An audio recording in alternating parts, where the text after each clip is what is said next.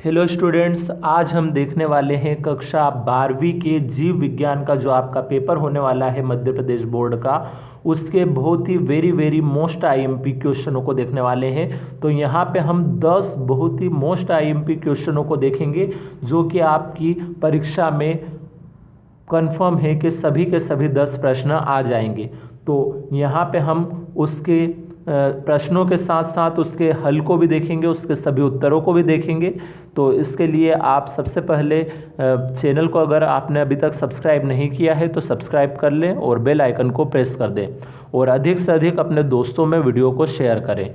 और अगर आप बाकी सब्जेक्ट के प्रश्न बैंक के हल को भी देखना चाहते हैं तो डिस्क्रिप्शन में उसकी लिंक दी गई है, वहाँ से आप प्रश्न बैंक के सभी विषय के हल को भी देख सकते हैं। तो शुरू करते हैं हमारा ये आज का वीडियो। इसमें हम यहाँ पे प्रश्नों के साथ साथ इसके उत्तर भी देखेंगे। ये 10 प्रश्न बहुत मोस्ट आईएमपी है जो कि परीक्षा में लगभग 100% बैठ जाएंगे। तो इसमें कोई गुंजाइश नहीं है कि ये क्वेश्चन में से एक भी प्रश्न बाहर जाएगा। तो पूरी तरीके से आप इन प्रश्नों की अच्छे से तैयारी कर लें क्योंकि ये बहुत ही आईएमपी प्रश्न है जो कि लगभग हर साल आए थे। तो ऐसा कोई भी प्रश्न नहीं है जो आपकी एग्ज़ाम में नहीं बैठेगा, इनमें से सभी प्रश्न आपके एग्ज़ाम में बैठ जाएंगे। तो शुरू करते हैं हम प्रश्नों को अब। तो हमारे पास यहाँ पे सबसे पहला जो प्रश्न है वो तो है अलैंगिक जनन और लैंगिक जनन में अंतर लिखिए। तो यहाँ पे हमें अलैंगिक जनन और लैंगिक जनन में अंतर लिखना है। तो ये एक अंतर वाला प्रश्न है, इसमें पॉइंट वाइज हम अंतर लिखेंगे। इसके बाद हमारे पास जो दूसरा प्रश्न है वो भी एक अंतर का ही है यहाँ पे। तो इसमें हमें स्वपरागण और परपरागण में कोई 3 अंतर स्पष्ट करना है। तो इसमें भी हमें अंतर ही लिखना है पॉइंट वाइज। कितने अंतर लिखना है यहाँ पे हमें 3 अंतरों को लिखना है, किसमें स्वपरागण और परपरागण के अंदर अंतर लिखना है। अब इसी के बाद हम अगला जो प्रश्न देखते हैं, तीसरा प्रश्न, वो है हमारे पास मानव शुक्राणु का नामांकित चित्र बनाइए। तो हमें यहाँ पे क्या करना है, मानव शुक्राणु का एक नामांकित चित्र बनाना है, बिल्कुल साफ सुथरा। तो उसमें सभी नाम भी डले हुए होने चाहिए और चित्र बिल्कुल स्वच्छ और नामांकित होना चाहिए। तो इसका भी हम पूरा उत्तर देखेंगे, पूरा चित्र इसका हम देखेंगे कैसे चित्र बनेगा। उसके बाद हम बढ़ते हैं अगले प्रश्न की तरफ। प्रश्न नंबर अब है हमारे पास 4। तो प्रश्न नंबर 4 है पुरुषों में पाए जाने वाले द्वितीयक लैंगिक लक्षण लिखिए। तो यहाँ पे हमें क्या बताना है, पुरुषों में जो द्वितीयक लैंगिक लक्षण होते हैं वो क्या क्या है, वो हमें सभी बताने हैं कि कौन कौन से द्वितीयक लैंगिक लक्षण पुरुषों में पाए जाते हैं।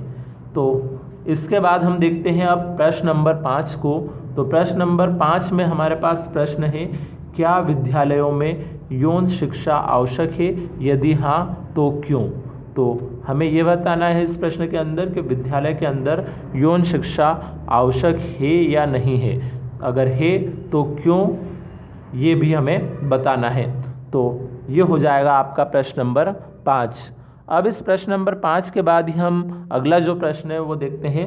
प्रश्न नंबर 6 है हमारे पास। फिर प्रश्न नंबर 6 है टर्नर सिंड्रोम क्या है, इसके 3 लक्षण लिखिए। तो यहाँ पे हमें इसमें टर्नर सिंड्रोम के 3 लक्षण बताने हैं कि 3 लक्षण क्या क्या होते हैं।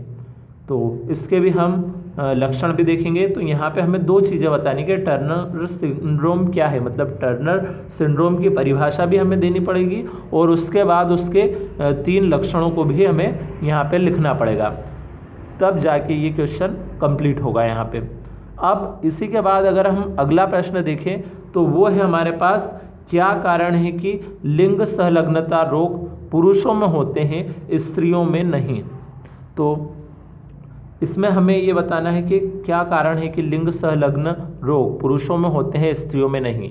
स्त्रियों में नहीं क्यों होते हैं, स्त्रियां सिर्फ इसकी वाहक होती है, बाकी ये जो रोग होते हैं लिंग संलग्न रोग ये सिर्फ पुरुषों में ही पाया जाता है, स्त्रियां सिर्फ इसकी वाहक कहलाती है।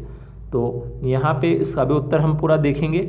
उसके बाद हमारे पास जो अगला प्रश्न है 8वां प्रश्न, वो है डीएनए और आरएनए में कोई 4 अंतर लिखना है। तो ये फिर एक अंतर वाला प्रश्न यहाँ पे है हमारे पास। तो इसमें भी हमें डीएनए और आरएनए में अंतर लिखना है। इसके बाद अगला जो है प्रश्न हमारे पास प्रश्न नंबर 9।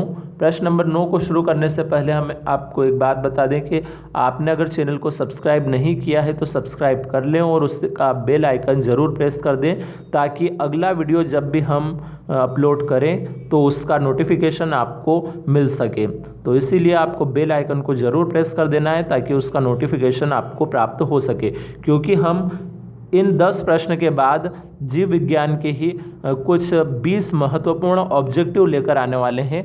तो उन ऑब्जेक्टिव को भी आप अच्छे से तैयारी करके जाएं, क्योंकि उन 20 ऑब्जेक्टिव में से भी लगभग सभी ऑब्जेक्टिव आपकी एग्ज़ाम में बैठ जाएंगे। तो इसीलिए आप उन ऑब्जेक्टिव को बिल्कुल भी ना छोड़ें। उसके लिए आप बेल आइकन को प्रेस कर दें ताकि जैसे ही हम वो वीडियो डालें तो आपको नोटिफिकेशन प्राप्त हो सके।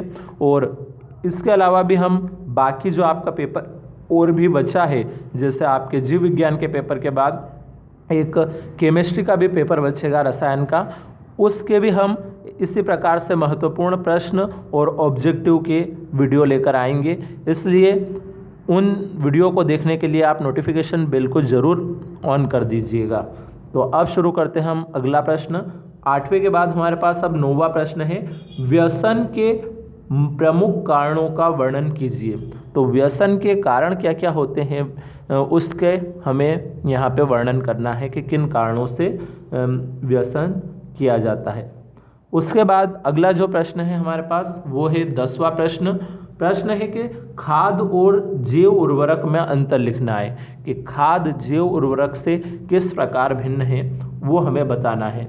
तो खाद में और जैव उर्वरक में यहाँ पे अंतर बताएंगे। तो इसी के साथ हमने ये 10 प्रश्न देख लिए। ये 10 प्रश्न बहुत ही आईएमपी है, जो कि आपके एग्ज़ाम में लगभग 100% बैठ जाएंगे। इसलिए आपको पेपर की चिंता करने की अब कोई ज़रूरत ही नहीं बचेगी यदि आपने इन 10 प्रश्नों की तैयारी अच्छे से कर ली तो, क्योंकि इसके बाद हम 20 ऑब्जेक्टिव भी लेकर आने वाले हैं जो कि बहुत ही महत्वपूर्ण रहने वाले हैं। उन ऑब्जेक्टिव में से भी आपके लगभग सभी ऑब्जेक्टिव बैठ जाएंगे।